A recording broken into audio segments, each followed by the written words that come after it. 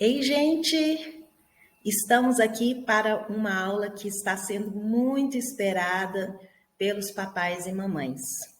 Eu vinha fazendo, aqueles encontros sobre o desenvolvimento infantil e agora demos uma paradinha para falar sobre esse assunto que está aí dentro das fases do desenvolvimento que a gente já explicou, né? As crianças até 1 ano e depois as crianças até os 3 anos. São os 2 vídeos que a gente já tem lá no Instagram e no canal do YouTube também. E demos essa paradinha para falar de um processo que acontece justamente nesse período aí de vida, que é o desfraude. Então, papais e mamães, vamos tirar a fraldinha do nosso filho? Então, esse aqui é um pequeno guia para vocês, para ajudar quem está iniciando aí nesse processo, tá bom? Sabendo que as crianças típicas vão iniciar esse processo aí por volta dos 2 anos, até os 2 anos elas já têm algumas características que vão ajudar. Crianças neurodiversas podem ter uma maior dificuldade e demorar mais tempo. Só que é preciso que a gente inicie o processo o quanto antes para que haja sucesso nesse aprendizado. Vamos lá então? Preparados? Podem pegar aí um caderninho para anotar, tá bom? E eu conto também com perguntas de vocês, né? Usem aqui os comentários para fazer as perguntas, para que a gente possa aprofundar, né? Ou trazer outros materiais, outras contribuições aí de acordo com a dificuldade de vocês, porque a gente sabe cada criança tem uma característica, tem uma dificuldade. Às vezes a dificuldade também é dos cuidadores, dos pais, né? Então não se envergonhem de perguntar, né? Participem com suas perguntas que eu vou procurar atender a necessidade de todos. Esse canal existe para vocês, ok?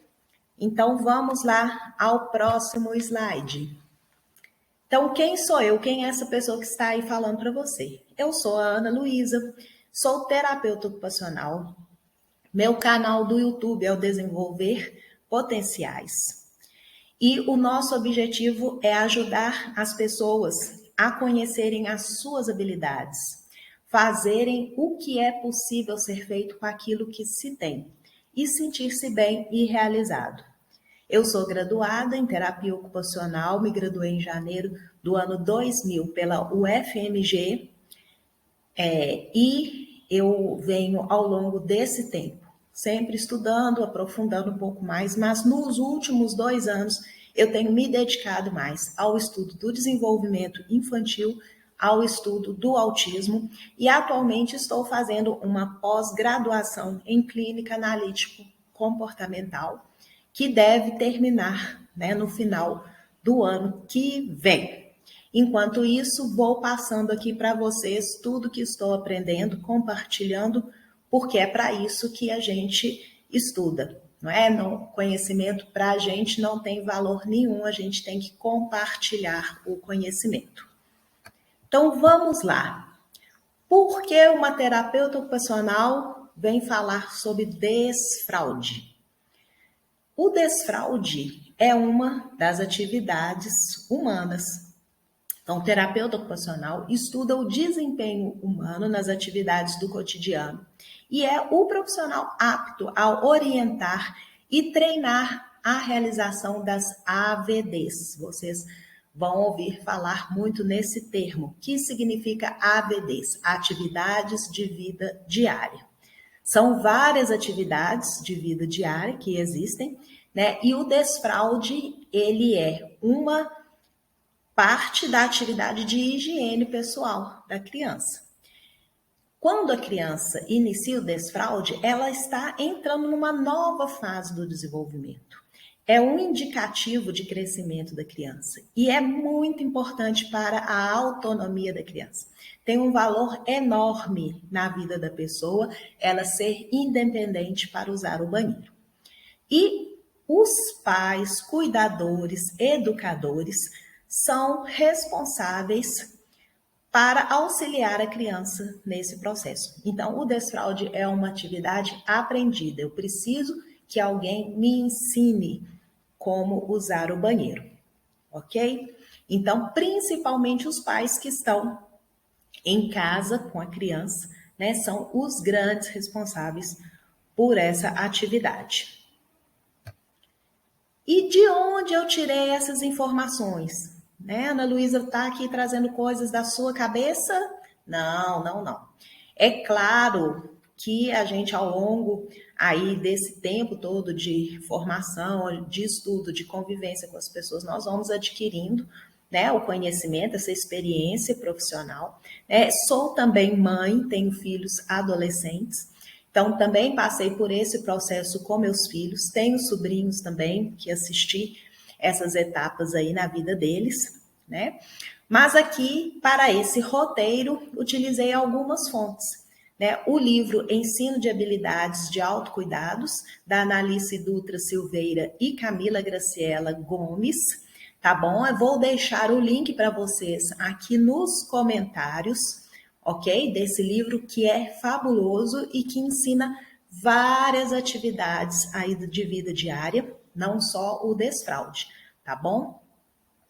É ótimo para tanto profissionais quanto para os pais também. Utilizei também uma apostila que eu recebi em um dos cursos, no grupo que a gente faz parte, grupo de profissionais, e essa apostila é Desfraude, o Guia Definitivo de Douglas Norte. O Douglas Norte é uma pessoa que faz um trabalho excelente aí nas redes sociais, você pode segui-lo, que é muito legal, tá bom? E outra apostila que é o Treinamento para Usar o Banheiro, da Autism Speaks. É uma entidade norte-americana que faz trabalho com os pais, orientação. Então, existem grupos profissionais que estão cotidianamente criando materiais a partir da experiência deles.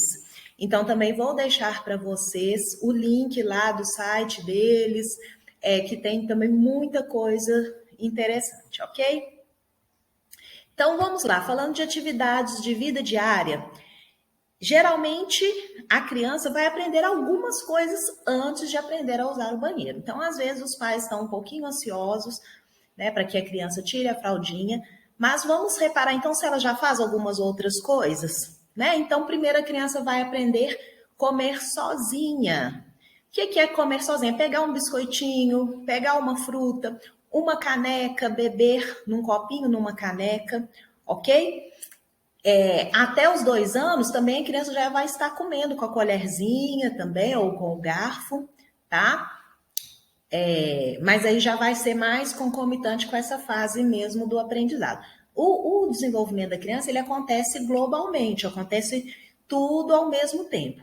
Mas pode ser que algumas crianças, por algum problema neurológico, alguma outra situação de vida emocional, física, pode ter um atraso maior em determinada área, mas o que é recorrente é que todo o desenvolvimento se processe ao mesmo tempo. Aqui está mais ou menos numa ordem cronológica essas atividades, né? Depois vem o andar sozinha, né? A criança, ela, para ir ao banheiro, espero que ela já consiga andar, certo? Pode ser que em alguma circunstância isso não vai acontecer, uma criança com a paralisia cerebral, por exemplo, ok? Mas aqui vamos falar um pouquinho da criança típica. As crianças atípicas deverão ter um apoio diferencial, pois cada criança é de um jeito, e aí vamos precisar de um cuidado maior com cada criança,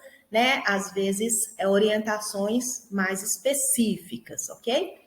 Ajudar em casa. Então, a criança, desde pequenininha que já aprendeu a andar, a mãe já pede, ô filhinha, joga este papel no lixo para a mamãe, coloca esse copo em cima da mesa. Né? Então, a criança ela já consegue entender alguns comandos, ajudar a sentir parte ali, né, daquele grupo de pessoas. Depois a criança aprende a tirar a roupa. Normalmente, ela começa tirando as roupas de baixo, certo? A parte de superior é mais complexa, então a criança já vai aprendendo a tirar a parte de baixo. Escovar os dentes com a ajuda, Então, essa noção de higiene, de horário, né? O que eu faço depois ali da refeição, uma rotina.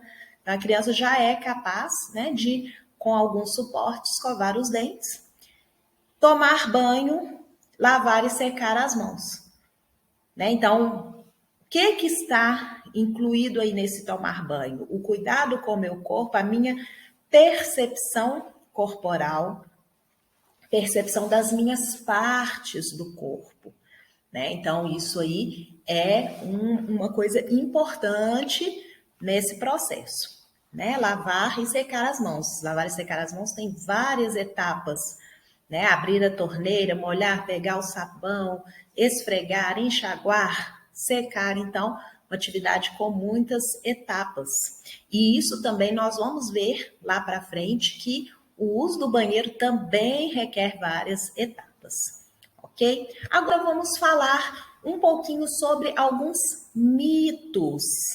Tem gente aguardando certas coisas acontecerem para iniciar o processo de desfraude. Então vamos lá, o primeiro mito que é o mais falado pelos pais. Ah, para tirar a fralda a criança precisa falar. Ah, meu filho ainda não fala, então eu não iniciei o processo. Gente, olha só, você, quando quer ir ao banheiro, você sai falando para todo mundo?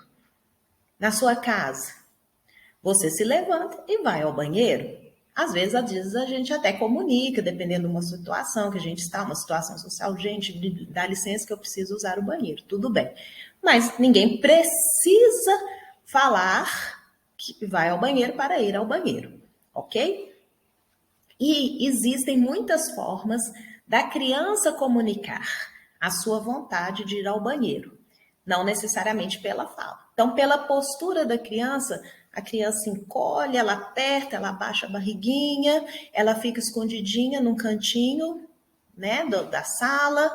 Então, ali já indica que ela ou está fazendo ou está com vontade de fazer.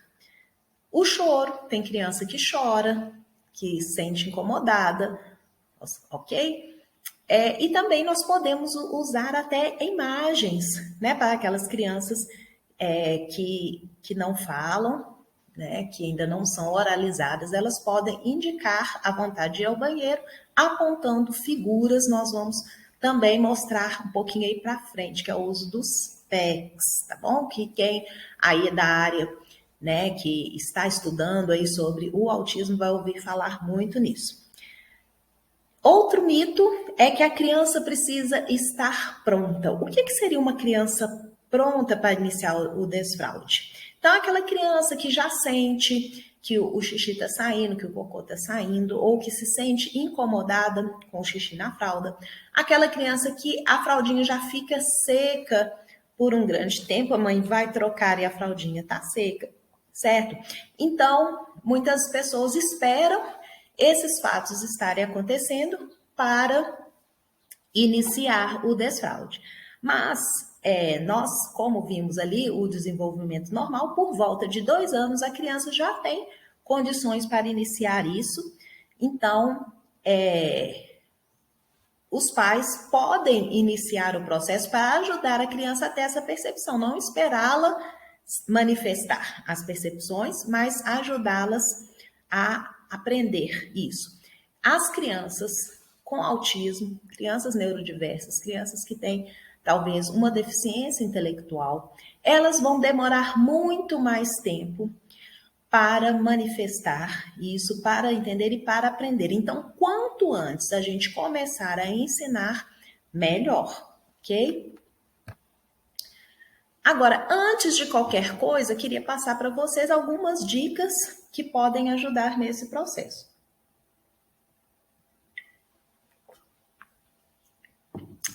Quanto tempo, Ana, demora para o desfraude? Olha, pode demorar semanas. Então, os estudos indicam que em 3 semanas a criança já vai um pouco sistematizando, criando uma rotina. Mas esse processo do desfraude, ele pode demorar meses ou anos, ok? Então, antes de tudo, é preciso ter paciência, porque quando a gente inicia o processo, nós não sabemos quanto tempo ele vai durar. Então, não podemos ter ansiedade, mas precisamos seguir alguns passos. Algumas dicas aqui, né? 3 dicas para vocês não se esquecerem. Então, primeiro, tenha disponibilidade de tempo.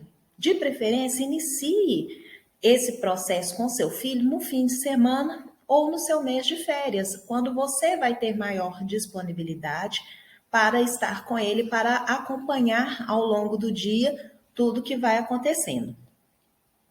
Dê preferência para iniciar o desfraude nos meses quentes. Por que isso, gente? Olha só. Primeiro, para a criança poder ficar mais à vontade, com uma roupinha mais leve, né, de calcinha ou de cueca, para ela perceber, né, que o xixi está saindo, então seria mais interessante. Ela, às vezes, vai precisar tomar mais de um banho no dia, né? Agora tem um outro fator fisiológico, né? Nos meses de frio, nós urinamos mais porque a gente sua menos. Então, nos meses quentes, a gente vai urinar um pouco menos, então vai ser ideal para aprender o controle dos esfíncteres. E tenha uma grande quantidade de calcinhas ou cuecas, pois os escapes são frequentes no início. Então, uma roupinha, né, mais velhinha, calcinhas, cuecas, né, porque nesse processo de aprendizagem não vai ser na primeira e na segunda, na terceira vez que você ensina a criança, que você mostra que vai tudo acontecer perfeitamente. Então, sempre tenha uma peça de roupa, né, por onde você for, leve uma mudinha de roupa para que possa ser trocado aí na criança, ok? Então, quais são as habilidades que são esperadas em cada idade? Então, estamos falando aqui até 2 anos, né? Até 6 anos, de 2 até 6 anos, o que é esperado, tá bom? Então, até os 2 anos, é esperado que a criança inicie o controle dos esfíncteres, né? Então, fique um tempinho maior sem fazer xixi, né? Que ela comece a aceitar assentar no vaso, ok? E que ela comece a perceber também o xixi e o cocô na fralda. Então, até 2 anos é esperado isso da criança, que ela tenha uma percepção do seu corpo, que ela fez o xixi, né? E que ela perceba a fraldinha, que ela já consiga sentar ou no vaso ou no piniquinho, ok? Até os 3 anos, então, é esperado que a criança comece a controlar o xixi. Nesse controle do xixi, inicialmente, podem haver alguns escapes, né? Então, a criança ficou brincando muito tempo e aí ela esqueceu de ir no banheiro, né? Um dia que tomou mais suco, tomou refrigerante. Então, mas mesmo no cotidiano, aí, na sua rotina normal, é comum que ainda até os 3 anos aconteçam esses escapes. A criança vai começar a avisar que está com vontade. Então, entre 2 e 3 anos, a criança já tem condição de avisar, de apertar, de segurar, de falar que também, né, apontar, avisar que está com vontade de usar o banheiro. E geralmente, né, durante o sono diurno, a fraldinha fica seca, né? Então, a criança, quando dorme de dia, ela já não faz mais o xixi, ok? Até os 4 anos, o que é esperado? Né? Que a criança, então, não use mais fraldas, né? Que ela vá ao banheiro de dia e que à noite, de vez em quando, ainda aconteça alguns escapes. Então, a criança, né, vai passar algumas noites secas, mas pode ser que algumas noites escape, dependendo de como foi o dia, como foi a ingestão de líquidos, né? Então, ainda é esperado que até os 4 anos ainda aconteça o xixi na cama. E aí, gente, nós vamos nos preparar para isso, né? A gente vai colocar um forro no colchão, né? A gente vai saber que vai ter que trocar mais as mudas, e não adianta a gente ficar também pressionando muito a criança, sabendo que isso é algo normal, esperado que aconteça, né? Esses escapes. Então, a gente tentar conhecer para agir com naturalidade. Então, até os 5 anos é esperado que a criança tenha o controle total dos esfíncteres, então, tanto do xixi quanto do cocô.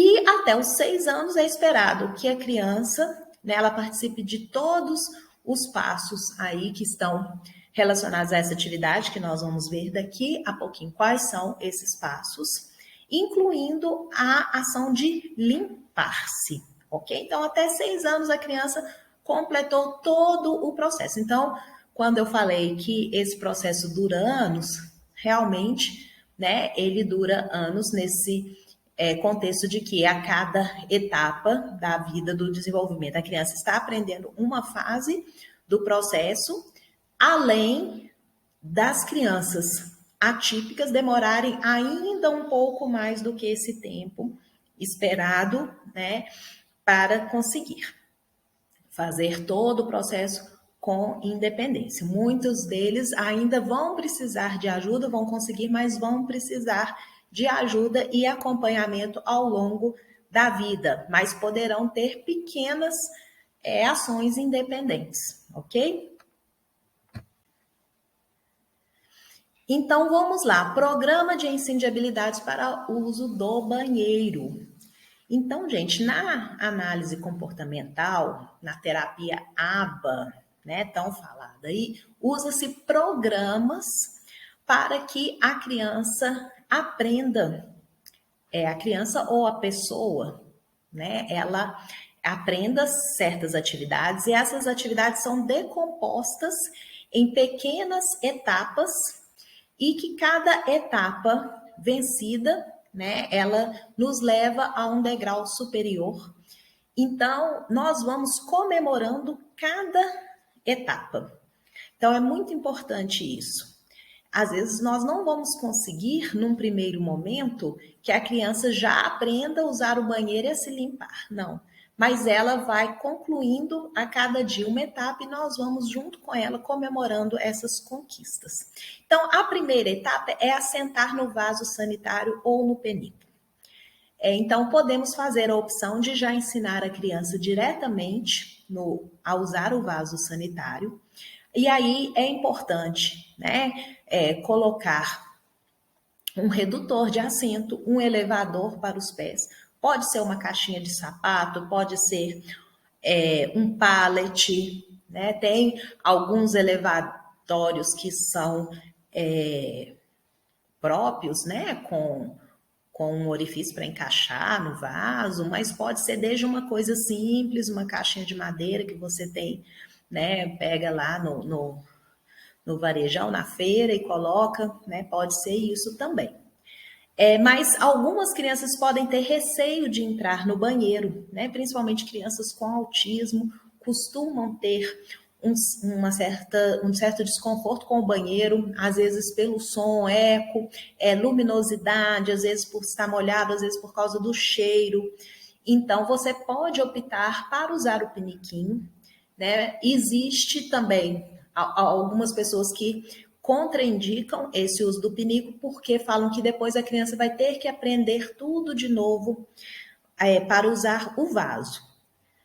Mas você vai fazer essa opção, né? O que é importante ali, cada aprendizado de uma vez, né? Então, pode-se ensinar primeiro a usar o pinico, depois vai ter que ensinar a usar o vaso. Então, você vai ter 2 trabalhos realmente. Mas se a criança tem muita dificuldade para entrar no banheiro, a gente começa pelo pinico. Então, cada um é um, né? São tentativas que a gente vai fazendo até encontrar a melhor forma. Ok?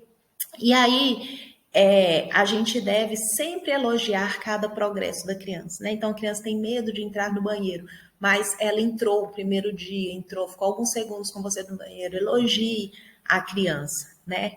Olha, você hoje conseguiu entrar aqui comigo, ok? E aí, a gente pode usar reforçadores nesse momento, né? O que são reforçadores?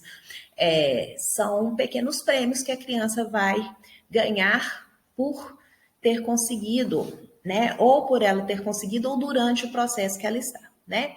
Então, a gente considera que a criança venceu totalmente essa etapa de, né, aceitar sentar no vaso sanitário se ela consegue ficar de 10 a 15 minutos sentada, 3 dias consecutivos, sem ter alterações de comportamento. Então, isso indica que a criança concluiu essa etapa e eu vou poder passar para outra etapa, ok?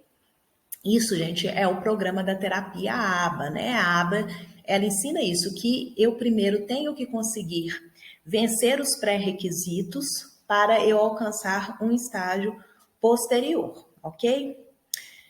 E aí vem a parte, né, do controle realmente dos esfínteres. A gente sabe, então, que primeiro a criança controla o xixi para depois controlar o cocô. E aqui vai ser importante um estudo que você vai fazer da sua criança. Quais são os horários que a criança faz xixi ou cocô? Quanto tempo depois que ela bebe ou come algo, ela faz o xixi, né? Então, a gente vai verificando essa frequência. E aí, a gente deixa a criança sem fralda, até para a gente perceber também o momento que aquilo ocorreu. E a gente vai fazendo um registro desses horários, até para saber, olha, a cada 20 minutos ele faz xixi, então eu vou levar ao banheiro a cada 20 minutos, porque é mais ou menos o tempo que ela demora para fazer o xixi. A gente não vai repreender, então, os escapes nesse momento, porque vai acontecer, né? Então, nós estamos aprendendo como que funciona ali o organismo daquela criança. Então, vão acontecer, então a gente não pode repreender, xingar, a gente deve simplesmente tirar a calcinha e trocar. Não vamos trocar, você fez xixi, vamos trocar, vamos pôr uma roupinha seca agora, né? Sem xingar, sem usar palavras pejorativas, ok?